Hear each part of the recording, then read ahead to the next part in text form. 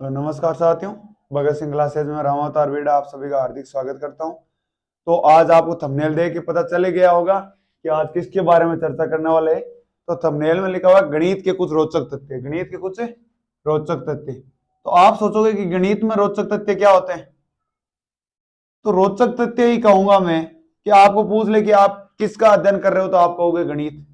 तो लोग कहेंगे गणित क्या होती है, गणित का अध्ययन क्यों करते हैं, गणित में किस चीज का अध्ययन किया जाता है, क्या क्या सिस्टम है। गणित गणित बहुत बड़ी भी है, गणित बहुत छोटी भी है। तो उसके बारे में चर्चा करेंगे। तो सबसे पहले आपको यदि कोई पूछे आप गणित पढ़ रहे हो तो आप किसका अध्ययन कर रहे हो कि मैं गणित का या मैथ्स का अध्ययन कर रहा हूं, गणित का या मैथ्स पढ़ रहा हूं। अब अगले का सेकंड क्वेश्चन यही रहता है कि गणित क्या होती है, गणित क्या होती है या गणित में किसका अध्ययन किया जाता है। तो गणित में किया जाता है संख्याओं का अध्ययन, संख्याओं का अध्ययन। यदि गणित की परिभाषा पूछ ले कि डेफिनेशन ऑफ मैथ या गणित की परिभाषा लिखो तो वो क्या हो जाएगा। तो वो हो जाएगा आपको यदि सबसे पहला क्वेश्चन यही होता है कि संख्याओं का अध्ययन ही, संख्याओं का अध्ययन ही गणित है, संख्याओं का अध्ययन ही गणित है, संख्याओं का अध्ययन ही गणित है। तो सबसे पहले अगला अपने को, आप सभी को पता है गांव में होता है या नॉर्मली होता है कि किस चीज को पढ़ रहे हो तो कि गणित पढ़ रहा हूं। तो गणित क्या होती है, गणित क्यों पढ़ते हैं। तो ऐसे क्वेश्चन होते हैं नॉर्मली माइंड में, हर एक बच्चे के माइंड में होते हैं, पूछने से झिझकता है टीचर से। तो सबसे पहले बात यही है कि गणित क्या होती है या गणित की परिभाषा या मैथ की परिभाषा, डेफिनेशन ऑफ मैथ। तो इंग्लिश में बात करें तो the study of numbers, study of numbers is called math, is called math. तो सबसे पहले बात करें कि गणित क्या है या गणित की परिभाषा क्या है। तो study of numbers is called math. तो अब आप सबको पता है स्टडी का मतलब होता है अध्ययन करना, या अध्ययन तो आप समझते हो। अध्ययन क्या होता है, हम किसी चीज को पढ़ते हैं तो उसको ही क्या कहते हैं, उसको कहते हैं अध्ययन। उसको क्या कहते हैं, अध्ययन। अब बात करें गणित, तो गणित की परिभाषा आ गई। तो अब इसमें एक नाम आ रहा है जो अपने को डिस्टर्ब कर रहा है, वो है संख्याएं। कि ये संख्याएं क्या होती है। तो हर एक चीज को, हर एक परिभाषा में से हर एक चीज को उठाएंगे। तो संख्याएं क्या होती है, ये कितने प्रकार की होती है, या इनका अध्ययन क्यों करते हैं, ये क्या होती है। तो सबसे पहले गणित का यूज कहां पर होता है। तो सबसे पहले इसकी बाद में करते हैं संख्याओं की बात। तो गणित का यूज, तो use of maths, use of maths. तो गणित का कहां पर यूज होता है या गणित का कहां पर उपयोग होता है। तो आप सबको पता है कि गणित का हमारे दैनिक जीवन में सुबह से शाम तक गणित का यूज होता है। सुबह उठते हो कितनी बजी है कि 6 बजे। तो ये क्या है, 6 क्या है, गणित। 6 o'clock, 6 क्या है, गणित है। फिर बात करें कि कहीं आप दुकान पे जा रहे हो, कोई सामान ले रहे हो, तो दुकानदार कह रहा है कि आपको 100 रुपए लगेंगे या 200 रुपए लगेंगे या 50 रुपए लगेंगे, जो भी है। तो वो क्या हो जाएगी, वो भी क्या है, 100 रुपए 50 रुपए, वो भी क्या है, गणित है। आपको कह देगी एक बिस्किट, आपने सपोज एट किसी दुकान पर गए और कहा बिस्किट और कुछ सामान ले रहे हो, एक्स्ट्रा जो भी है सामान ले रहे हो। तो उसमें कह दे कि बिस्किट के 5 रुपए और इसका 10 रुपए, तो टोटल आप कितने दोगे। तो आप दोगे 15 रुपए। तो ये क्या है, 5 और 10 प्लस हुए, तो ये भी क्या है, ये भी गणित है। ये भी क्या है कि 5 में 10 जोड़े तो ये 15 हो गए। तो ये भी क्या है, गणित है। तो गणित है, गणित का उपयोग हमारे दैनिक जीवन में सुबह से शाम तक होता ही रहता है। सुबह उठने से लेकर शाम को सोने तक गणित ही गणित है। इसके अलावा कुछ नहीं है। गणित और साइंस दो ऐसे सब्जेक्ट है जिनका नॉर्मल लाइफ में एनी टाइम यूज होता रहता है। आप कभी भी देखोगे कितनी बजी है कि 5:30 हुई है, 5:25 हुई है। तो ये भी क्या है, ये भी एक गणित है। फिर यूज ऑफ मैथ्स हो गया, यानी गणित का उपयोग कहां पर होगा, गणित का उपयोग दैनिक जीवन में है। रोजाना सुबह से शाम तक एनी टाइम गणित का यूज होता रहता है। अब बात कर रहे थे संख्याएं। तो ये संख्याएं कितने प्रकार की होती है।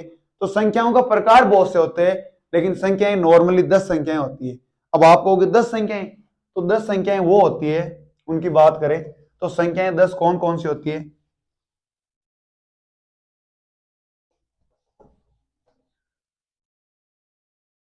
तो मेरे हिसाब से आप गणित को समझ गए होंगे कि गणित क्या है। आपको पूछ भी ले कि गणित, तो गणित क्या होता है, संख्याओं का अध्ययन ही गणित है।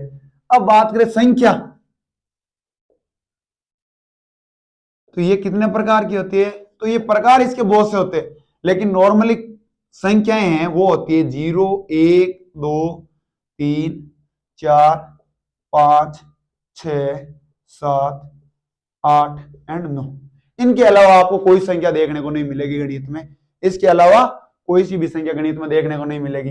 आप कहोगे सर ये होता है 99, तो ये केवल इसमें ये देखो ये इसी से बनी है, 2 बार 9 का यूज हुआ, 2 बार इसका 9 का यूज हुआ है। फिर बात करें कोई सी भी संख्या 22/7, तो इसमें 2 बार 2 का यूज हो गया और 1 बार 7 का यूज हो गया, 1 बार 7 का यूज हो गया। तो गणित में बस केवल ये इतने सी संख्याएं होती है। इन संख्याओं को तोड़ मरोड़ के क्या किया जाता है? बहुत सी संख्याओं का निर्माण किया जाता है, और संख्याओं की कोई लिमिट नहीं है, अनलिमिटेड संख्याएं होती है। इनसे तोड़ मरोड़ के अनलिमिटेड संख्याएं बनाई जा सकती है। अब बात करेगी इनकी संख्याओं का प्रकार। आपके अपने नॉर्मल लाइफ में यदि बात करें तो कितनी संख्याएं याद रखनी है कि कौन कौन सी संख्याएं होती है?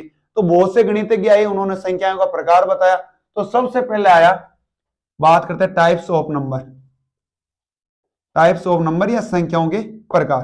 तो फर्स्ट टाइप आता है नेचुरल नंबर, नेचुरल नंबर। अब आप कहोगे ये नेचुरल नंबर क्या है? तो नेचुरल को आपको पता है हिंदी में कहते हैं प्राकृतिक संख्या, प्राकृतिक, और नंबर को कहते हैं संख्या, प्राकृतिक संख्या। तो ये प्राकृतिक संख्या क्या होती है? तो नाम से देखोगे, इंग्लिश या हिंदी वाला कोई सा भी उठाओगे, प्राकृतिक, तो जो हमारे प्रकृति में उपलब्ध है वो संख्या क्या है? प्राकृतिक। अब आप कहोगे, आप जिस रूम में बैठे हो, आप बैठ के ये क्लास देख रहे हो, तो आपके पास कितना फोन यूज हो रहा है? एक फोन यूज हो रहा है, एक फोन यूज हो रहा है। सपोज दैट आपकी क्लास में बच्चे हैं, तो कितने बच्चे हैं कि भाई 35 बच्चे। कितने? 35 बच्चे। आपको कह दे कि आप घर में कितने सदस्य हो, कि सपोज दैट आप कह दो कि हम तो 8 सदस्य हैं, तो ये सभी क्या है? प्राकृतिक। क्या आप ऐसे कहते हो कि हमारे घर में हम 0 सदस्य हैं? ऐसे थोड़े कहते हैं। क्या आप ऐसे कहते हो हमारे घर में -2 लोग रहते हैं? आप ऐसे कह सकते हो क्या इस क्लास में -2 स्टूडेंट्स को छोड़ना है? तो ऐसा पॉसिबल नहीं है। तो जो मिनिमम जो गिनती करते हैं, तो वो कहां से शुरू होती है? 1 से। कुछ ये कहेंगे 0 से। तो मैं ये कहूंगा कि आप ऐसे कह सकते हो कि हमारे घर में 0 सदस्य, पॉसिबल ही नहीं। 0 सदस्य कैसे होगा? इसका मतलब है ही नहीं। इसका मतलब क्या हो गया? कि है ही नहीं। तो इसलिए यदि प्राकृतिक संख्याओं की बात करें तो ये शुरू होती है 1 से लेके 2, 3 और अनलिमिटेड चलती जाती है, जिसको हम लास्ट में कहते हैं अनंत। जिसको क्या कहते हैं? अनंत। अनंत तक चलती है। तो आप कहोगे अनंत तक कैसे? तो जैसे आपने बहुत से, जैसे अमेरिका में, जैसे यूएसए में बहुत से, अब कह दे पूरे वर्ल्ड की जनसंख्या कितनी है? तो बहुत ज्यादा है। तो वो क्या आ गई लास्ट में? और कह दे भाई अमेजन 1 है, अमेजन 1 में कितने पेड़ है? तो वो भी क्या आ गए? इसमें आ गए। अब आप कहते पूरे वर्ल्ड में कितने पेड़ों की संख्या बताइए, तो अपने को काउंट थोड़े कर सकते हैं, तो उसको किस में कन्वर्ट कर देते हैं? अनंत। जबकि वो है तो रियलिटी में अपने सामने, प्रकृति में, तो उनको क्या कह देंगे? अनंत कह देंगे। फिर बात आती है प्राकृतिक संख्या के बाद में आती है पूर्ण संख्याओं की। किसकी? पूर्ण संख्याओं की। इसको इंग्लिश में कहते हैं होल नंबर। क्या कहते हैं? Whole number. अब आप कहोगे सर इसकी क्या जरूरत पड़ी? फिर प्राकृतिक संख्या थी। तो होता क्या है कि ये तो हो गया, लेकिन आप कहोगे सपोज दैट कि किसी दुकान पर जाते हो, बिस्किट खरीदते हो, 5 रुपए का आया, ठीक है, आपने उसको 5 रुपए दे दिए, तो अब आपका और उसका हिसाब क्लियर हो गया। न वो आपसे मांग रहा, न आप उससे मांग रहे, तो आप उसके पास में आपके कितने रुपए बचे? 0 रुपए। कितने? 0 रुपए। कितने? 0। तो 0 की आवश्यकता, जब 0 का खोज हुआ, जो भारत, 0 की खोज भी भारत के लोगों ने की थी, भारत के गणितज्ञों ने की थी। जब 0 की खोज हुई तब उसमें क्या हुआ? पहले 0 की खोज नहीं हुई थी, प्राकृतिक संख्या चल रही थी। जब 0 की खोज होती है तो एक नई संख्या का उद्भव होता है, और उस संख्या को नाम देते हैं पूर्ण संख्या, क्योंकि प्राकृतिक संख्याओं में ऐड नहीं कर सकते, प्राकृतिक संख्या पहले आ गई थी। तो 0, तो आप कहोगे सर यहाँ पे फिर 10 कैसे लिखा जाता होगा? तो आपको पता है, तो पहले अपने रोमन संख्या ऐसे हुआ करती थी। नॉर्मली सबसे पहले संख्याएं लिखी जाती थी, तो प्राकृत संख्या ऐसे ही लिखी जाती थी, वो 3, 4 ऐसे, 5, 6 ऐसे लिखी जाती थी संख्याएं। लेकिन उसके बाद में क्या हुआ? आप देखते हो ये रोमन संख्या, इससे पहले ही रोमन संख्या लिखी जाती थी। रोमन कहां से आई थी? रोमानिया से रोमन संख्याओं का उद्भव हुआ था। लेकिन समस्या रोमन संख्याओं में ये थी, 10 के बाद में जैसे संख्याएं लिखनी है आपको, 60, 70 लिखनी है, तो उसमें पहले क्या करते थे? ये 10 मानते थे इसको, तो ये हो गया 3, 2, 5, 50, ये 51, 52, 53। अब 53 को इतना बड़ा लिखना पड़ रहा है, 53 को कितना बड़ा लिखना पड़ रहा है, इतना बड़ा लिखना पड़ रहा है। अब बात करें 53 को इतना बड़ा लिखना पड़ रहा है, यार अपने को पता है भारत वाले वैसे भी कबाड़ी आदमी थे, उन्होंने कहा इतना बड़ा क्यों लिखें आपकी तरह, तो उन्होंने क्या कहा, एक नई संख्या खोज दी और उसको लिख दिया 53। तो ये छोटा है या ये छोटा, ये छोटा ऑब्वियसली, तो इसलिए क्या गया, भारतवालों की संख्याओं का और खोज है वो भारत में हुई है। जीरो से लेके कोई सी भी संख्या की बात करें तो इन संख्याओं की खोज भारत वालों ने की है। प्राकृत संख्याओं की खोज अपने वैदिक काल से ही मानी जाती है कि प्राकृत संख्याओं की खोज भी भारत ने कर दी थी, लेकिन ये रोमन संख्या है, ये भारत की देन नहीं है। तो भारत वालों ने क्या कर दिया, एकदम छोटी संख्याओं का निर्माण कर दिया। तो प्राकृत संख्याओं का सबसे पहले निर्माण हुआ। फिर जीरो की खोज हुई तो गणितज्ञों ने क्या कहा कि एक नई संख्या का उद्भव होता है जो होता है पूर्ण संख्या। पूर्ण संख्या में क्या होता है, यदि प्राकृत संख्याओं में जीरो को ऐड करते हैं, किसको ऐड कर दे, जीरो को, जैसे 0, 1, 2, 3, 4, 5 ऐसे चल के इन्फिनिटी तक, तो ये क्या होगी, पूर्ण संख्या, ये क्या हो गया, होल नंबर। अब बात करते हैं जीरो का हो गया। अब जीरो को होने के बाद में कुछ एक समस्या हुई कि भारत वाले वैसे भी आपको पता दिमाग से वैसे तेज होते हैं।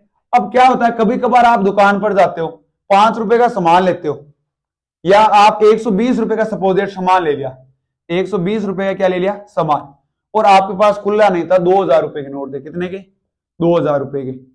अब दुकान वाले के पास भी खुला नहीं मिल रहा है, दुकान वाले के पास भी खुला नहीं मिल रहा है, तो क्या करें, तो दुकान वाले के पास आप क्या करवा देते हो, जमा करवा देते हो। तो अब दुकान वाले के पास में कितना जमा हो गया आपके, 1880 रुपए। अब उसको कैसे लिखे, उस 1880 रुपए को हिसाब में कैसे लिखे भाई, बड़ी दुकानों पे हिसाब होते हैं तो उसमें कैसे लिखे, तो उन्होंने अपने लिख लिया कि अपना दुकान वाला क्या लिख दिया अपने हिसाब में कि मेरे से माइनस 1880 रुपए, यानी माइनस 1880 का मतलब है कि अपने से कोई ना कोई 1880 रुपए मांग रहा है। 1880 रुपए आज के हिसाब में अपने पास ज्यादा आए हुए हैं, वो कोई मांग रहा है। तो फिर क्या आया, माइनस की हो गई खोज, माइनस की हो गई खोज। तो फिर किसकी खोज हो गई, माइनस की।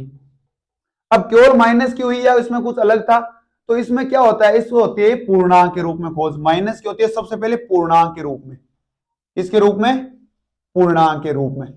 तो ये पूर्णांक क्या होता है, पूर्णांक आप नाम से ही पता चल रहा होगा कि जिसमें क्या हो, पूर्णांक हो, क्या हो, पूर्णांक। अब पूर्णांक कौन कौन से होते हैं आपको पता है, जीरो के बाद में यदि मैं कहूं पूर्णांक कौन सा आता है, तो जीरो के बाद में एक आता है, कौन सा आता है, एक के बाद में दो। तो अब बात करते हैं अपना नया टॉपिक है पूर्णांक, इसको कहते हैं इंटीजर। क्या कहते हैं, इंटीजर। इंटीजर तो ये होता है, इसमें क्या होता है कि जीरो से अपने को पता है ये एक्स्ट्रा वाला तो है ही, और इसका एक नियम और है पूर्णांक का कि इसमें पूरे होते हैं ना वही आते हैं माइनस इंफिनिटी तक। यदि आपको बात करें, सबसे पहले हमने बात की प्राकृत संख्याओं की, किसकी, प्राकृत संख्याओं की। प्राकृत संख्याएं क्या होती है, जो प्रकृति में उपलब्ध होती है, और प्रकृति में अपने को पता जीरो उपलब्ध नहीं है, जीरो उपलब्ध नहीं है, 1 से स्टार्ट होती है और अनंत तक चलती है। उसके बाद में कुछ एक समय बाद में जीरो का आविष्कार होता है, और जीरो का आविष्कार होते ही फिर क्या होता है, जीरो का आविष्कार होने के बाद में गणितज्ञों को एक नई संख्या का उद्भव करना पड़ता है, और वो होती है पूर्ण संख्या, वो होती है पूर्ण संख्या। फिर एक गणितज्ञ का और नियम चलता है, एक दिमाग चलता है बढ़िया सा, और बढ़िया सा दिमाग चलने के बाद में वो कहता है कि ये माइनस में क्यों नहीं हो सकती। यदि किसी हिसाब में घाटा लग रहा है तो उसको किससे दर्शाएंगे, तो उसको माइनस से दर्शाएंगे। किसी में फायदा हो रहा है तो उसको किससे दर्शाएंगे कि अपना ये पता इतना प्लस रहा, और नेगेटिव हो रहा है, घाटा हो रहा है तो उसको माइनस से। तो माइनस की खोज होने के बाद में उन्होंने कहा कि क्या लिख देते हैं, एक नई संख्या बना देते हैं, और वो हो गई पूर्णांक। पूर्णांक में क्या हो गया कि भाई घाटा लगेगा तो भी ये एडजस्ट कर रहा है, और फायदा होगा तो भी ये एडजस्ट कर रहा है। लेकिन उन्होंने कहा पूर्णांक केवल उसी चीज में काम आएगी जिसमें क्या हो, पूर्णांक। पूर्णांक का मतलब जीरो के बाद में अपने को पता है बहुत सी संख्या आती है, 1/4 भी आती है, 1/2 भी आती है, 3/4 भी आती है। लेकिन इन्होंने पूर्णांक ने सीधा सीधा कह दिया था कि अपने ये नहीं चलेगा, अपने केवल और केवल पूर्णांक होंगे। यानी पूर्णांक का मतलब है कि जीरो के बाद में एक ही आएगा, एक के बाद में दो ही आएगा, दो के बाद में तीन आएगा, तीन के बाद में चार आएगा, और चार के बाद में पांच आएगा, ऐसे चलता जाएगा। जैसे 50 के बाद में 51 ही आएगा, 50.5 नहीं आ सकता। तो सबसे पहले अपने को पता है धीरे धीरे कोई किसी चीज की खोज होती है तो उसके बारे में धीरे धीरे होता है। तो सबसे पहले पूर्ण संख्याओं की हो गई थी, फिर आपको पता है कुछ एक चीजें, आप बड़े बड़े मॉल्स में जाते हो तो उसमें पैसों में भी लिखा होता है कि इसका 5 रुपए 50 पैसे लगे, 5 रुपए 50 पैसे लगे, 5.50 रुपए लगे। तो ये क्या हो गया, 0.50 भी आने लग गया। अब तो झंझट हो रहा है, तो अब क्या करें। तो अब उन्होंने एक काम किया, कहा हम पूर्णांक को ही दो भागों में बांट रहे हैं, पूर्णांक को ही दो भागों में बांट रहे हैं, लेकिन एक शर्त पर, पूर्णांक में केवल वही आएंगे जो लड़ाई झगड़ा नहीं करेंगे, जो पूरे होंगे। लेकिन जो इसमें जो दो भागों में बांट रहे उसमें क्या आ जाएंगे, जो लड़ाई झगड़ा भी करेंगे, आधा पर्दा जो भी होगा वो आ जाएगा। तो इसको दो भागों में बांटा, वो एक बांटा धनात्मक संख्याएं और एक हो गई ऋणात्मक संख्याएं, एक हो गई धनात्मक संख्याएं और एक हो गई ऋणात्मक संख्याएं, एक हो गई धनात्मक पॉजिटिव नंबर्स, एक हो गया नेगेटिव नंबर्स। अब आप कहोगे इसमें क्या आता है, तो धनात्मक संख्याओं में होता है जीरो से स्टार्ट हो गए, जीरो से नहीं करके एक बार एक से स्टार्ट करते हैं, जीरो को बाद में ऐड करते हैं, तो 1 2 ऐसे करके इंफिनिटी तक चला गया। फिर ऋणात्मक संख्याएं, ऋणात्मक संख्याएं माइनस -1 -2 ऐसे चलते चलते माइनस इंफिनिटी तक। ऋणात्मक संख्याओं को हमेशा ऐसे लिखा जाता है, ऐसे नहीं लिखा जाता, हमेशा ध्यान रखना, ऐसे नहीं लिखा जाता। ऋणात्मक संख्याएं इधर से होती है, आपने नंबर लाइन देखी होगी, नहीं नंबर लाइन के बारे में अगली क्लास में चर्चा करेंगे, तब बात करेंगे आराम से। तो इसमें ऋणात्मक संख्याएं ये हो गई, ये इंटीजर्स को दो भागों में बांट दिया, नहीं बांट दिया। अब समस्या हो गई जीरो की, समस्या हो गई जीरो की, जीरो को न इधर शामिल किया न इधर किया, इधर का ही नहीं था, तो इसने जीरो ने फिर ऑब्जेक्शन किया, विद्रोह किया। तो इसने कहा, जीरो ने, गणितज्ञों ने कहा टेंशन करने की जरूरत नहीं, आपको दोनों में शामिल कर देते, दोनों में शामिल कर देते, क्योंकि आपको पता है कि चाहे प्लस जीरो लगा दो और चाहे माइनस जीरो लगा दो, इसकी वैल्यू सेम ही रहने वाली है, ना तो प्लस से चेंज होने वाली है ना माइनस से। जबकि 1 के आगे माइनस लगाते चेंज हो जाती है, और प्लस लगाओगे तो भी चेंज हो जाएगी, अलग अलग हो जाएगी। तो इसलिए जीरो एक ऐसा है जिसको किसमें, दोनों में शामिल कर दिया, किसमें शामिल कर दिया, दोनों में ही शामिल कर दिया, ऋणात्मक एंड धनात्मक। लेकिन इसमें ध्यान रखना, जैसे अब आप कहोगे सर फिर धनात्मक और ऋणात्मक और इंटीजर्स में फर्क क्या है, यदि धनात्मक और ऋणात्मक दोनों को एक साथ करेंगे तो इंटीजर बन जाएगा या पूर्णांक बन जाएगा, बिल्कुल नहीं बनेगा। क्यों नहीं बनेगा, क्योंकि धनात्मक में और इसमें 1/2 भी शामिल है, 1.25 भी शामिल है, 1.5 भी शामिल है, 1.25 भी शामिल है, जबकि इसमें यहां पर ये सभी शामिल नहीं है। इसीलिए इंटीजर्स ने या पूर्णांक ने सीधा सीधा कह दिया था, सीधा सीधा कह दिया था कि यदि आप लड़े तो मैं साथ नहीं रखूंगा, यदि आप राजी राजी रहे बिना लड़े कोई काम करोगे तो आप मैं मेरे साथ रखने वाला हूं। तो पूर्णांक में क्या होता है, पूर्णांक में जो पूरी होती है संख्याएं वही रखी जाती है, जबकि धनात्मक और ऋणात्मक संख्याओं में जो आदि जो भी है, आदि है, पाव है, पौन है, या जो पॉइंट के बाद में संख्याएं आ रही है वो धनात्मक एंड ऋणात्मक में रखी गई, धनात्मक और ऋणात्मक में रखी गई। तो यहां तक आपको समझ में आ गया होगा। इसके बाद में हम बात करते हैं प्राइम नंबर, या इसको कहते हैं हिंदी में अभाज्य संख्या, प्राइम नंबर या अभाज्य संख्या, प्राइम नंबर या अभाज्य संख्या। इसकी संख्याएं बहुत से प्रकार आगे हम सम संख्याएं, विषम संख्याएं, से अभाज्य संख्याएं, ऐसी बहुत सी संख्याएं पढ़ेंगे। लेकिन जो अपने काम की चीज है, जो ज्यादा काम में आती है लाइफ में, उसी के बारे में हम ज्यादा चर्चा करेंगे, जो पढ़ाई में वगैरह में सबसे ज्यादा काम आती है। तो मैं कहूंगा यदि पढ़ाई में सबसे काम ज्यादा आती है तो प्राइम नंबर आता है। अब की बार रीट में भी सवाल आया था प्राइम नंबर से कि सबसे छोटा प्राइम नंबर कौन सा है, सबसे छोटा प्राइम नंबर या अभाज्य संख्या कौन सी है। तो प्राइम नंबर की सबसे पहले बात करें तो परिभाषा क्या होती है, सबसे पहले इसकी परिभाषा क्या होती है। तो प्राइम नंबर की परिभाषा होती है, वो होती है कि ऐसी संख्याएं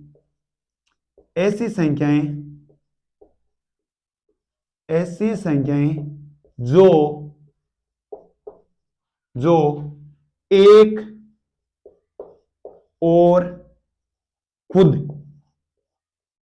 और खुद से भाग हो, एक और खुद से भाग हो,